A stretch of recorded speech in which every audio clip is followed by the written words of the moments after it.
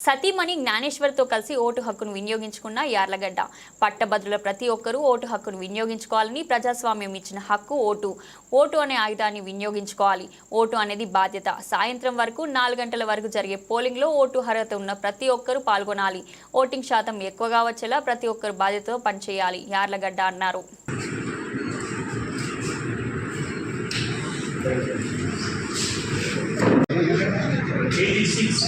వెంకట్రావు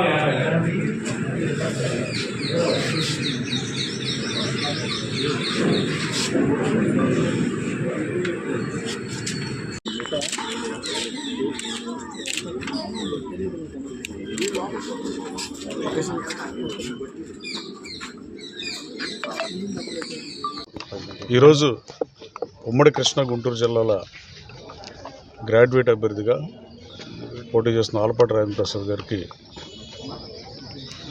పోటీ చేస్తున్న ఎన్నికల్లో భాగంగా ఓటేస్తాకి హై స్కూల్కి రావడం జరిగింది.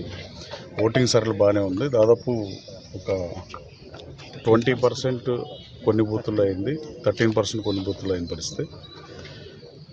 ఓటింగ్కి పట్టభద్రులు కానీ, గ్రాడ్యుయేట్స్ కానీ, టీచర్స్ కానీ అందరూ ఓటు హక్కుని వినియోగించుకోవాల్సిందిగా మీడియా ద్వారా కోరుతున్నాం. సమాజంలో బాధ్యతాయుత స్థానంలో ఉన్న టీచర్స్ కానీ, అలాగే చదువుకున్న పట్టభద్రులు కానీ మీరు ఇవాళ ఓటింగ్ కనీసం 95% జరిగితేనే అది సమాజ హితంగా భావించాల్సిన పరిస్థితి. నిరక్షరాస్యులు ఓటేయడానికి రాలేదంటే అర్థం ఉంది, కానీ అక్షరాస్యులు అయ్యి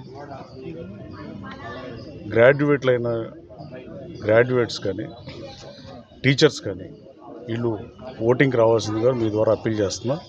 అప్పుడే ప్రజాస్వామ్యం 10 కాలాల పాటు పరిడి వెళ్ళాలంటే చదువుకున్న వాళ్ళు బాధ్యతగా ఉండాల్సిన అవసరం ఉంది. ఈరోజు అందరినీ ఓటేయాల్సిందిగా నా గన్నవరం నియోజకవర్గంలో ఉన్న 14,300 మంది గ్రాడ్యుయేట్స్ని, టీచర్స్ని 4 గంటల్లో ఓటేయాల్సిందిగా మీ మీడియా ద్వారా కోరుతున్నాను. Thank you.